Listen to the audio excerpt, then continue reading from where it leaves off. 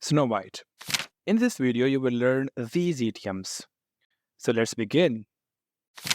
There was once a queen who had no children, and it grieved her sorely, at her wits' end. At her wits' end, this phrase means being extremely frustrated and not knowing what to do next. Example, she was at her wits' end trying to figure out how to fix the error in her code. At her wits' end, one winter's afternoon, she was sitting by the window sewing when she pricked her finger and 3 drops of blood fell on the snow. Then she thought to herself, what would I give to have a daughter with skin as white as snow and cheeks as red as blood? After a while, a little daughter came to her with skin as white as snow and cheeks as red as blood. So they called her Snow White. But before Snow White had grown up, her mother, the queen, passed away and her father tied the knot. Tied the knot. This commonly refers to getting married. Example, they finally tied the knot in a beautiful beach ceremony last summer. And her father tied the knot with a most beautiful princess who was very vain of her beauty and jealous of all women. Who might be thought as beautiful as she was, every morning she used to stand up before her mirror and say, "Mirror, mirror on the wall, who is the fairest of us all?" And the mirror always used to reply, "Queen, queen, on thy throne, the greatest beauty is thine own." But Snow White grew fairer and fairer every year, till at last, one day when the queen in the morning spoke to her mirror and said, "Mirror, mirror on the wall, who is the fairest of us all?"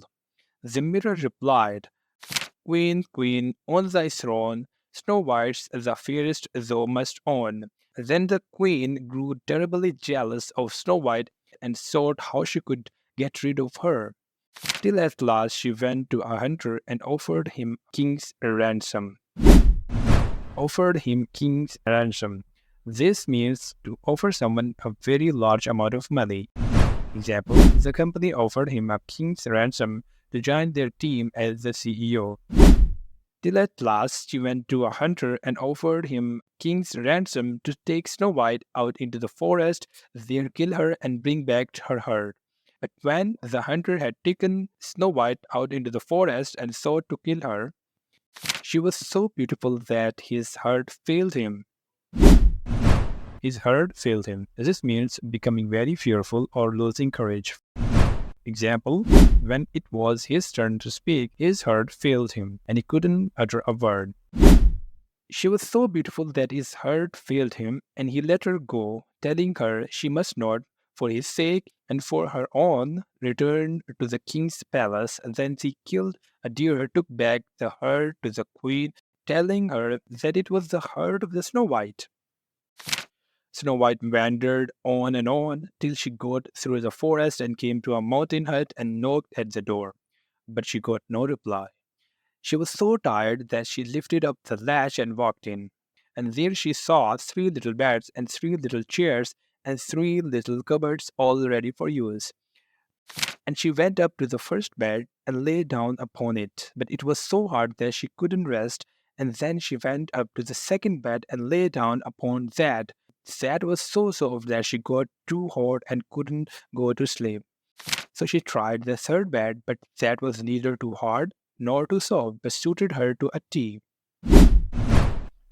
This means something is done perfectly or exactly right. Example, she organized the event to a T with every detail carefully planned. But suited her to a T, and she fell asleep there. In the evening, the owners of the hut, who were 3 little dwarfs who earned their living by digging coal in the hills, came back to their home. When they came in, after they had washed themselves, they went into their beds, and the first of them said, "Somebody has been sleeping in my bed." And then the second one said, "And somebody's been sleeping in my bed." And the third one called out in a shrill voice, for he was so excited, "Somebody is sleeping in my bed. Just look how beautiful she is." So they waited till she woke up and asked her how she had come there. And she told them all that the hunter had said to her about the queen wanting to slay her. And then the dwarfs asked her if she would be willing to stay with them and keep house for them. And she said she would be delighted. Next morning, the queen went up as usual to her mirror and called out, "Mirror, mirror on the wall, who is the fairest of us all?" Snow White Part 2. In this video, you will learn these idioms. Make sure you stick around until the end because the last idiom is a game changer you won't want to miss. So let's begin. And the mirror answered as usual, "Queen, queen, on thy throne, Snow White's the fairest, thou must own." And the queen knew that Snow White had not been slain. So she sent for the hunter and made him confess that he had let Snow White go. And she made him leave no stone unturned. Leave no stone unturned means to do everything possible to find something or to solve a problem. The police left no stone unturned in their search for the missing child, and she made him leave no stone unturned beyond the forest till at last he brought back word to her that Snow White was dwelling in a little hut on the hill with some coal miners. Then the queen dressed herself up like an old woman and taking a poisoned comb with her went back the next day to the hut where Snow White was living. Now the dwarf had warned her not to open the door to anybody, lest evil might befall her. And she found it very lonesome, keeping always within doors when the queen, disguised as an old woman, showed up at the door. Showed up at the door means to arrive or appear at someone's door or home, often unexpectedly. Example, just as we were about to eat dinner, my cousin showed up at the door. And she found it very lonesome, keeping always within doors, when the queen, disguised as an old woman, showed up at the door of the house. She knocked upon it with her stick. But Snow White called out from within, "Who is there? Go away, I must not let anybody come in." "All right," answered the queen. "If you can come to the window, we can have a little chat there, and I can show you my wares." And she found it. So when Snow White came to the window, the queen said, "Oh, what beautiful black hair! You ought to have a comb to bind it up." And she showed her the comb she had brought with her. But Snow White said, "I have no money and cannot afford to buy so fine a comb." And then the queen said, "There is no matter. Perhaps you have something golden that you can give me in exchange." And Snow White thought of a golden ring that her father had given to her and offered it to give for the comb. The queen took it and gave Snow White the comb and bid her farewell. Bid her farewell means to say goodbye to someone, often in a formal or emotional manner. Example, the whole family gathered at the airport to bid her farewell as she left for her studies abroad. And she found it. The queen took it and gave Snow White the comb and bid her farewell and went back to the palace. Snow White lost no time in going to the mirror and binding up her hair and putting the comb into it. But it had scarcely been in her hair a few minutes when she fell down like a ton of bricks. Like a ton of bricks means to be suddenly and heavily affected by something, especially a shocking or surprising revelation or event.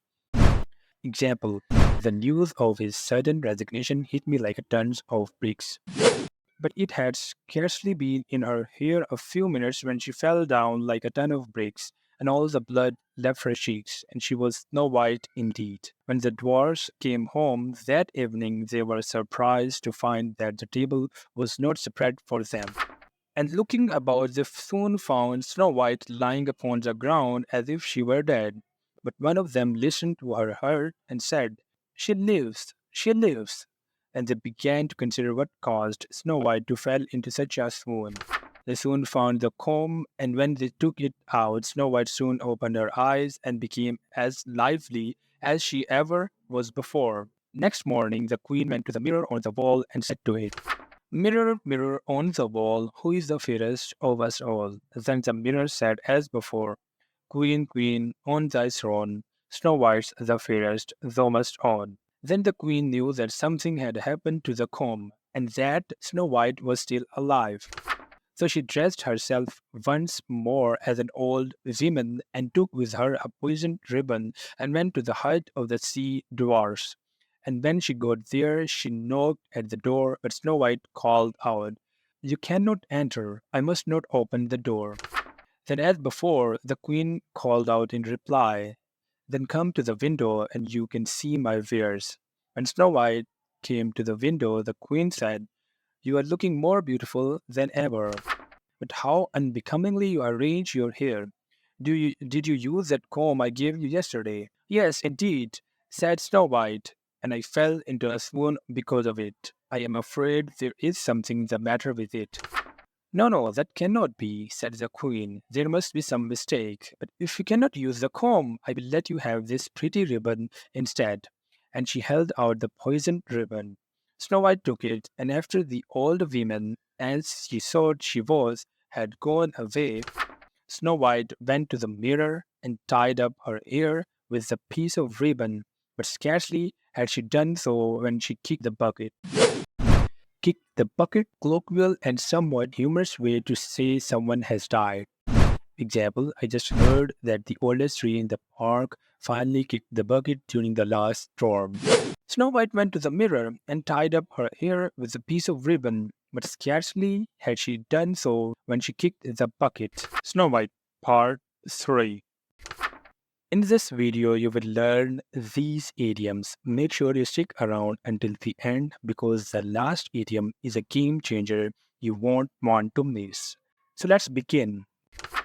That evening, the dwarfs came home and found Snow White lying on the ground as if dead, but soon discovered the poisoned ribbon and untied it, and almost as soon as this was done, Snow White revived again. Next morning, the queen went once more to the mirror on the wall and called out, "Mirror, mirror on the wall, who is the fairest of us all?" To which the mirror replied without any change, "Queen, queen, on thy throne, Snow White's the fairest, thou must own." And the queen recognized that once again her plans had gone to the dogs. Gone to the dogs means deteriorated or fallen into a very poor condition. Example, since the new management took over, the quality of the service has really gone to the dogs. And the queen recognized that once again her plans had gone to the dogs and Snow White was still alive, so she dressed herself once more and took with her a poisoned apple, which was so arranged that only one half of it was poisoned and the rest of it was left as before. And when the queen got to the hut of the dwarfs, she tried to open the door, but Snow White called out, "You can't come in." "Then I will come to the window," said the queen. "Ah, you are the old lady that came twice before. You have not brought me a good luck. Each time something has befallen me." But the queen said, "I do not know how that can be. I only brought you something for your hair. Perhaps you tied it too tight. To show you that I have no ill will against you, I have brought you this beautiful apple." "But my guardians," said Snow White, "told me that I must not take nothing more from you." "Oh, this is nothing to wear," said the queen. "This is something to eat, to show you that there can be no harm in it. But I will take half of it myself, and you shall eat the other half." So she cut the apple into two and gave the poisoned half to Snow White. And the moment she had swallowed the first bite of it, she fell down like a house of cards. Like a house of cards means something that is very fragile or insubstantial and can easily collapse. Example, their elaborate scheme was like a house of cards and fell apart with the slightest pressure. "I will take half of it myself, and you shall eat the other half."